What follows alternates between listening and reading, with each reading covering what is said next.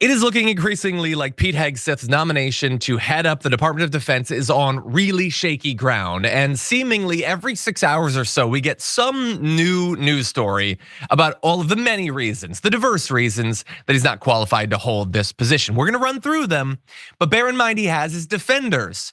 His mommy is going to try to save his bacon, and we're gonna get to that in a second, but here are the new allegations. The first, we found out this week that he allegedly once chanted, "Kill all Muslims," while leading a vets group.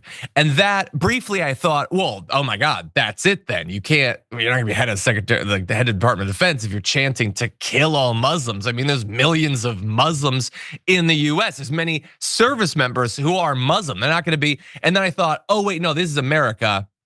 Now, nobody's gonna care about that, unfortunately, because we're the worst. Certainly not our elected officials aren't gonna care about that. Certainly Donald Trump and the Republicans aren't gonna care about that. So that's not gonna stop him, but we do find out there's more sexual impropriety. Apparently, during his first marriage, he had at least 5 affairs, that's a lot. That's a busy individual to have 5 different affairs. That's kind of like keeping to the Trump schedule, I think. So that's certainly something. We've known about some of that, but importantly, the reason we're bringing this up here is the product of all of that serial infidelity was his divorce from Meredith Schwartz. And that is relevant here because that's the situation that led to his mother writing that scathing letter telling him to stop being an abuser of women, which she did distance herself from after the fact, now that he's up for a potential big position. And she decided to do an interview to try to clean his reputation. Although as you watch this, I want you to note what she says, and more importantly, maybe what she doesn't say. Take a look. Why did you write that email in 2018? Right. Well, what was going on? Right. Let's go back 7 years. Which, if we all went back 7 years, we would see that maybe we were not the people we are today. But they were going through, Pete and his wife at the time were going through a very difficult divorce. It was a very emotional time, and I'm sure many of you across the country understand how difficult divorce is on a family.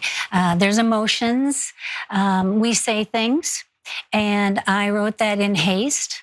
I wrote that with deep emotions.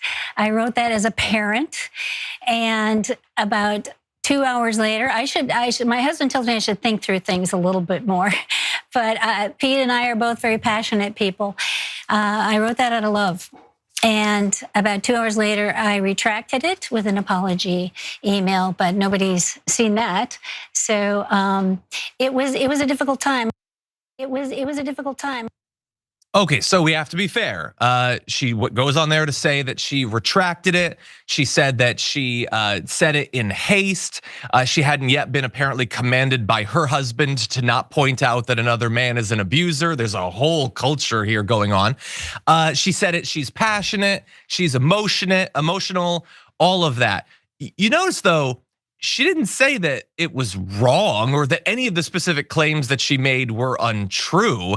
And even the way she tries to extract it from its context seems a little bit dishonest, implying that all of this issue is just about the fact that he was in a divorce and it's an emotional time. That itself is true. Those are difficult situations. I don't begrudge anyone that.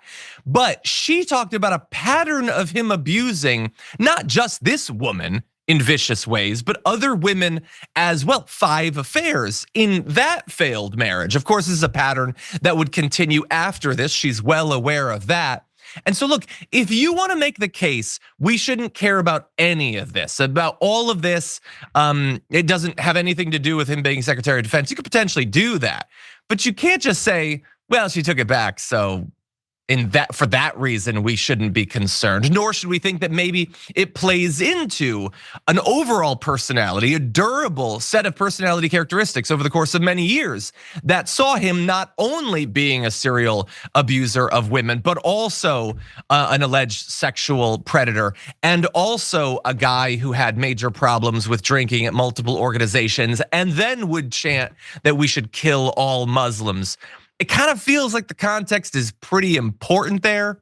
Now we're gonna play just a little bit more of what she had to say and then we'll jump into discussion. Take a look at this. You know, there are allegations of sexual assault, excessive alcohol use, infidelity, financial mismanagement.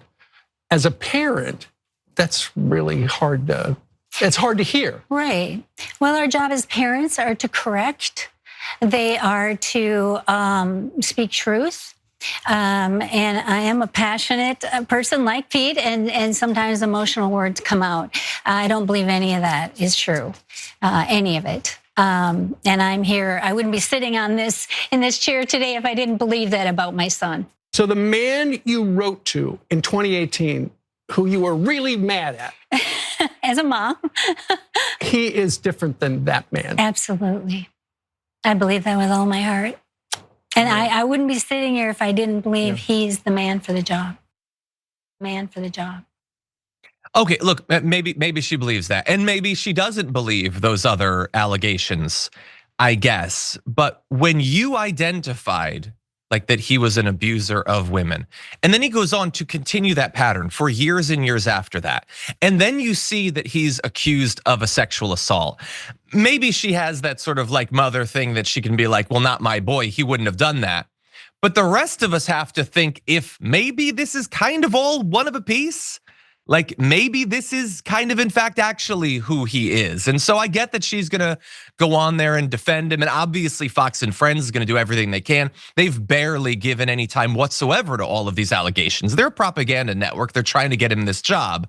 But Sharon, what do you make of it? Right, and the key propaganda is that the reporting is such from multiple outlets that Fox knows all about his drinking issues with him showing up all the time and late with alcohol on his breath. So that's part of this fantasy world we live in. For mom, the only thing that cut through the BS in that interview was that she kept using the word passionate. I think we know her son is apparently overly passionate in some dangerous ways, so to speak. She didn't write a fake email to him about how he's just a financial abuser who's mean to his siblings. She said, you abuse women and I don't respect you. And no, you can't say, retract.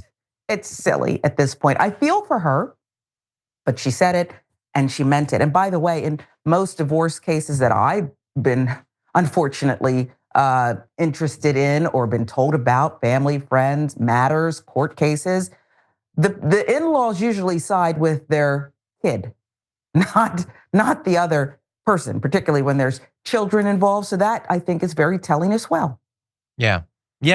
And look, there's only so much, I guess, that we can learn about this guy from her, because again, we don't know for sure to what extent she's being honest, or even if she is in her own mind being honest, she's like naturally, I think it's natural to expect she'd be as biased as anyone could possibly be, which is again, as you pointed out, why when she instead sides with the woman in this case, that probably means something, and maybe is a warning.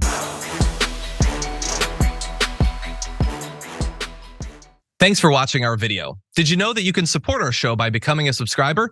Just click the subscribe button and also ring the bell so that you get notifications when we're live or when we post new content.